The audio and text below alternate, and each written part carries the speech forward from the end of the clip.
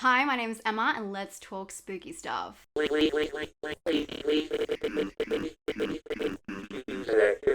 that time of the year when I get to tell you my top 10 horror films of last year. I don't want to do a disclaimer, but just if you're going to leave comments like this, remember it's my list. If you want to make your own list, that's totally cool. Mine is very niche to my taste. That's why it's my list. I don't know how else to explain it.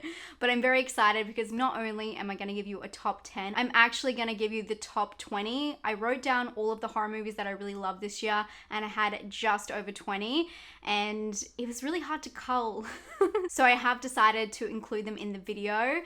So I'm going to give you my 20 to 10 a little bit faster and then we'll slow down as we go into number 1. So of course we're going to go from 20 to 1. I am so excited and I'm really excited to show you the patterns that form with my top 10 because a lot of them are written and directed by one person. So it's very much a passion project or an idea that they had that they really wanted to get out their way. And I think that's really interesting for what I went for and what I like. They also have very different perspectives, which of course I love in horror movies. So if you do have the same kind of taste as me, really emotional journey horror thrillers that have a different perspective, I think you're gonna like this top 10. But I will say, I hate saying it's controversial because what is controversial? It's just what I like. But I will say this is not a pleaser video. I did not make this to please the masses, hence this kind of comment. I don't do that here. It doesn't make any sense. Otherwise, what's the point in everyone having different top 10s if they're all meant to be the same? So it may be a little bit different or it may not be to your standards. A lot of my films up in the top 10 are rated 6 on IMDb, but I feel like people were really harsh at rating films over 2020. So anyway, it is what it is. So let's start with 20 and I'm gonna go through these ones a little bit quicker, but hopefully if you haven't seen any, I'm gonna give you some gems. Starting with number 20, which is 12 Hour Shift. This is a little bit of a black comedy. It stars Angela Bettis and it's just a really strange journey about her working in this hospital and doing the dodgy. And unfortunately with doing the dodgy, she teamed up with her cousin who is very incompetent, let's say that, and she needs to figure out a solution within the 12 hours. I'm trying to be quite vague because it's a really shocking kind of journey and yeah, a lot of dodgy people in this hospital over this 12-hour period. And let me tell you, it is a shift and it's a fun one. Number 19 is Alone, a film that I spoke about recently. This really reminded me of the Blumhouse film Curve, which I have spoken about, I know, a billion times. And this is a survival horror movie about a woman who is stalked by a man as she's driving cross country and she just needs to fight for survival. But what I love about this film is the aspect of the wilderness. There's just this beautiful landscape and it's haunting and scary and it just goes through all the elements and she's pretty kick-ass, so definitely check that one out. Number 18 is The Rental, which was quite a surprise for me as well. It's a pretty basic story, which is really, I think it was a little bit of a letdown from the poster and the hype up. It's directed and produced by Dave Franco, so we were very excited to see something different, but I still think it's a solid horror movie, of course. And this one is about an Airbnb type-esque situation where a group of friends go to stay in this place that they rented, hence the rental, online. And when they get there, there's just tension between the couples, but then also there's something funky going on with the rental property. So that one is a fun little play out, but also quite haunting and very realistic. Underwater is a film that I feel like just didn't get a lot of hype or a lot of love. It came out in January, and this is Kristen Stewart as she goes underwater on this marine expedition. They are researchers doing some work for a deep sea drilling company and disaster strikes when there's an earthquake and they get stuck down there. And it is very surprising. I don't want to say too much as always, but I thought that the vast depth of the ocean I think that plays on a lot of people's fears, but in this one, I just love the tension between them, and I was really, like, my heart was racing watching it, and I think it stuck with me a lot longer than I thought it would. I think it's one of the more scary films of the year that a lot of people didn't give credit to, but again, different things scare different people. Number 16 for me was Becky, which was another surprise for me, a film that usually I wouldn't be into. It is about a girl called Becky who is played by Lulu Wilson, who we love. Lulu Wilson is so great. She has this rocky relationship with her father, and she goes to stay with her father and her new partner in this house. This is gonna sound strange, but some neo-Nazi, I believe they were, prisoners escape, and they decide to put their targets onto this family, and Becky is just kick-ass the whole time. Actually terrifyingly kick-ass. I'm so scared of this girl. But it was very surprising and very entertaining. The next one is all entertainment, and I know I'm gonna lose a couple of people here, but it's my list, it's my vibe, and HUBIE Halloween just made my year. It really did. I am an Adam Sandler fan. I don't care. I love him. This is such a horror lover's film, and if you don't give it a chance, you're really not doing yourself any favors, because it mixes this stupid, Adam Sandler comedy, which I'm very happy to say that Adam Sandler comedies are silly. And that's what I love about them. They're just predictably silly and this weird, wholesome, wrong way. And he mixes that with horror. And what I like about this film is he pays homage to so many different horror movies, and he leaves you guessing, and it's just bizarre. A lot of people had problems with his voice in this film, but that's just Adam Sandler. Like, what film does he not have a strange accent put on? He just has to go over the top. He has to. Otherwise, it's not an Adam Sandler flick. Anyway, this film is just kind of like comedy trash, but also like very Halloween vibes. Obviously, it's about Halloween, and it's about this recluse man who he just wants to be part of this town, and then these murders start happening around him, and he has to figure out who the killer is. It's very straightforward, but a lot of surprises along the way, including Steve Buscemi, who is amazing in this film. 14 goes to The Call, which is a Korean horror movie that was released on Netflix recently. I have not seen the original, but I really do want to, because I've heard it's even better than this film. It's about two women who have these phone calls to each other, and they're living in the same house. But the kicker is it's 20 years apart, and there's just this amazing relationship that they have, and it's not all good. It's very, the power play in this film is just what makes it. It's amazing. It's also, of course, very sci-fi, but the fantasy in it is really amazing, the special effects, and I don't say that too often, but I think it's just really well done and highly recommend it. It's on Netflix in most countries. Next is Sputnik, which is a Russian film, and a big surprise for me. I love outer space kind of films. This one is on Earth. It's about a doctor who is summoned to this secluded research facility to study this cosmonaut after the effects of going to outer space. It is very surprising, it is very thrilling, and I really like the special effects on this one. It is very original and like a little cool idea that we've seen in some bigger budget films, not horror films as well, reimagined in a different way, and I love that. I love that about this film. Again, keeping it quite vague, but definitely check it out. You'll be very surprised. Australian horror, yes, it got to number 12, Relic. This is a very emotional journey if you haven't seen it. Wow. I'm not sure where it's playing internationally, but you can watch it on Stan, I believe, in Australia, which is a streaming platform we have. It is a beautiful story about a family who are going through loss and struggle, and a mother that returns home to find her mother who is suffering from dementia and the secrets that are hidden in the walls of the house. It's very slow, stirring, and yeah, it just tears your heart apart, to be honest. And I've seen this in a lot of people's top 10s, so I'm very happy that this one did so well worldwide. I know it's a hard one. It's a struggle to get through because of how sad it is and how much it hits home for everybody, really. But it's such a beautiful story and quite haunting and, yeah, creepy. So very well done and constructed. Number 11 is Gretel and Hansel. Oh my gosh. I felt like the controversy behind the name kind of ruined this film for a lot of people. Obviously, I don't think it's controversial at all. But I feel like a lot of people just didn't even give this film a chance, but it is so creepy. I have to say, on a personal note, I will I'll check out anything that has an A-frame house in it. It's like my favorite thing on earth. And I love this film. I thought it was really creepy and stirring. It's about Hansel and Gretel, or Gretel and Hansel, if you haven't seen it, and it's from Gretel's perspective. And yeah, there's a lot of different twists and turns into it, but the fantasy aspect of it, the set design, it's just beautiful. It really is a beautiful watch. And there's this amazing scene where the brother and sister are in the woods, and there's these mushrooms and this trippy, it's just beautiful. The thought put behind the art design in this film is just worth it alone, other than the story. It's quite a slow movie, but the fantasy aspect in it is quite big. And I'm not a big fantasy person, as I keep saying, but this one I really digged. Okay, that is my 20 to 11. So now it's time to jump in to my top 10. And starting at number 10, a film that scared us all, and I think this might be, I know I said Underwater was pretty scary, but I think this is probably the most scary film of the year. I was definitely really shocked by this film, and I think a lot of people underestimated what it would do.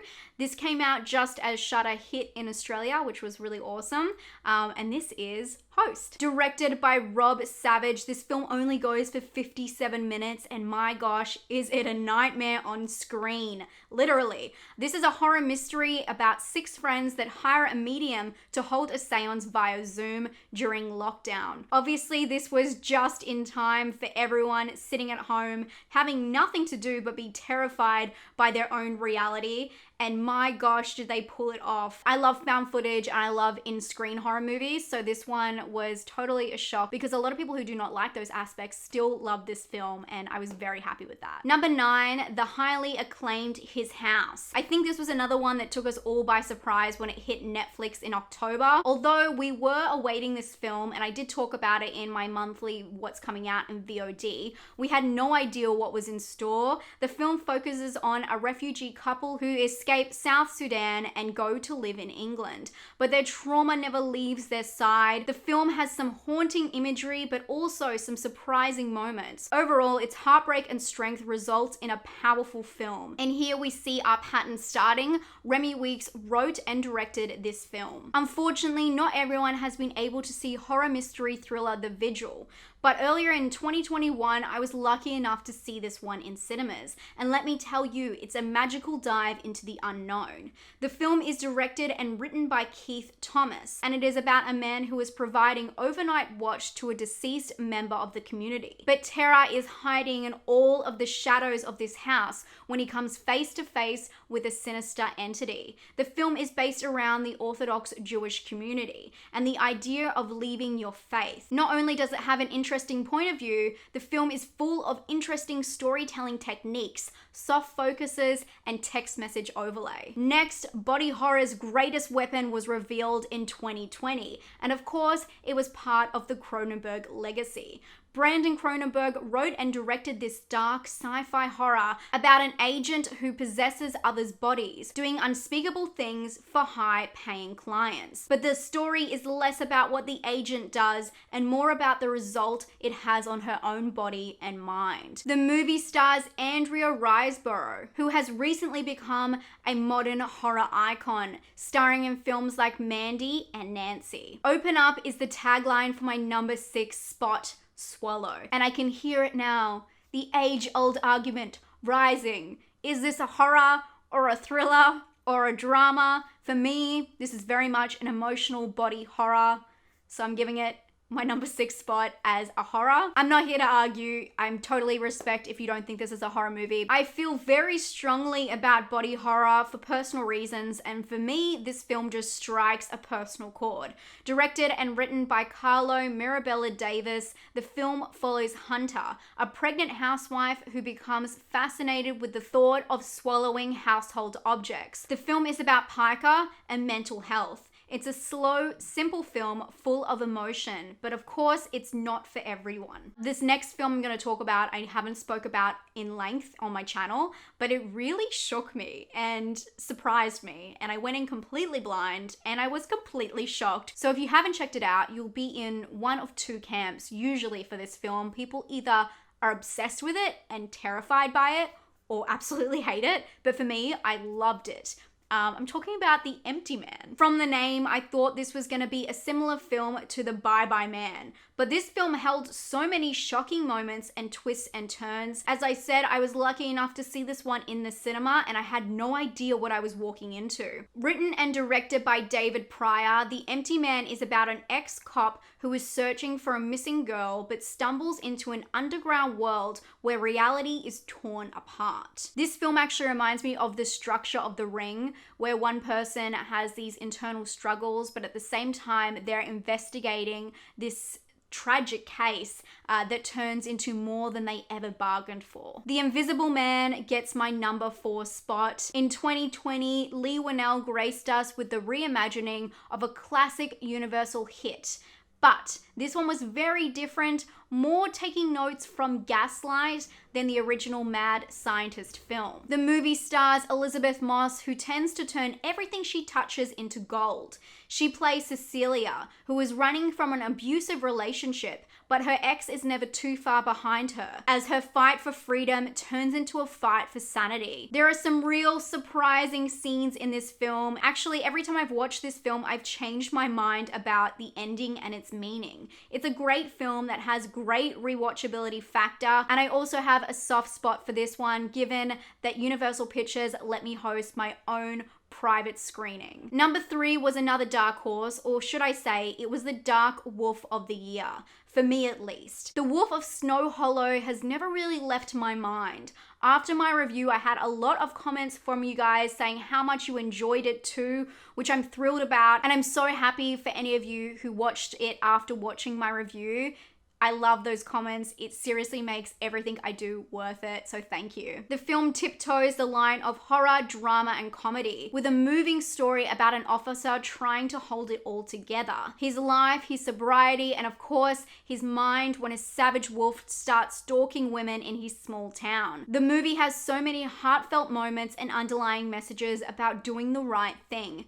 Jim Cummings both wrote, directed, and stars as the lead in the film. What a dude. Okay, my number 2 and number 1. I don't think everyone's gonna be happy. I'm sorry if you're unhappy with it, but I tell you what, it doesn't change anything. This does not hold up in a court of law. It's just what I like, and what I liked the best of the year. It really doesn't matter. But number 2 is The Hunt. I want to start off by saying I didn't even expect to like this film, but I was absolutely blown away. And isn't that the best films? I love when that happens. I feel like the marketing for this film did exactly what it hoped for. Stirred up the idea of identity politics, only to reveal that's the punchline. Directed by Craig Zobel, The Hunt is about 12 strangers who wake up in an unknown location and must fight for survival. But the film is stolen by lead Betty Gilpin, who plays Crystal, and her bad attitude and strength just makes it a joy to watch. But what I actually liked the most about this film was all the hidden messages and objects. Make no mistake, the props and the color design is done very purposefully, and at the end of the day, the movie just really punked us all. Number 1, you know what it's gonna be. I'm sure you all know. If you don't know by now, I love disturbing stuff. It's kind of my thing. I love anything disturbing and weird and just makes you feel creepy and crawly and wrong. I like films that stick with me and stick in my heart. And for that, my number 1 is obviously, wait, write it down below if you think you know what it is. I'm sure everyone knows. It's The Lodge. Austrian Goodnight Mummy co-directors brought us maybe the darkest moment in horror this year with The Lodge. This was a polarizing film with many people not enjoying it or buying into the situation. But I also saw very similar comments on films like Hereditary or the remake of Suspiria. This is modern horror that shifts under your feet. I think that this film was just so niche that it hit the spot completely for some viewers, leaving a lasting impact. And I was lucky enough to be one of these viewers. I tell you what, again, like all of my favorite film experiences, I had no idea what I was walking into, and I'll never forget my heart stopping while watching the dramatic conclusion for this film. The movie is about a soon-to-be stepmother who is snowed in with her partner's children, and as tensions rise, her parental power is lost. Again, vague, because this This film is full of surprises. I know this one was compared a lot to Ari Aster's work, and I would say if you do like that kind of stuff, you might be into it. But keep in mind, I did not like Goodnight Mummy at all. So this was really a big surprise for me. I was going in with really low expectations. But I just can't get over that film. It shocked me. Anyway, I hope you enjoyed this video. I don't expect anyone to have the same list as me, and that's what makes it fun. So leave yours down below. I really want to see where you ranked what. This was really hard to do. I was changing them up until the very last moment, even today. I hate ranking things, but here you go. And also, a lot of you have asked for my non-horror movies list. So let me know if you want that next. I'll be happy to put that together. If you've never met me before, hi, my name is Emma. I'm also known as Spooky Astronauts here on YouTube. I do 2 videos every single week talking about horror movies and thriller movies, giving you deep dives and giving you so much to put on your watch list. I hope you are all having a great day and a happy new year, and I'll talk to you very soon. Stay spooky. Bye.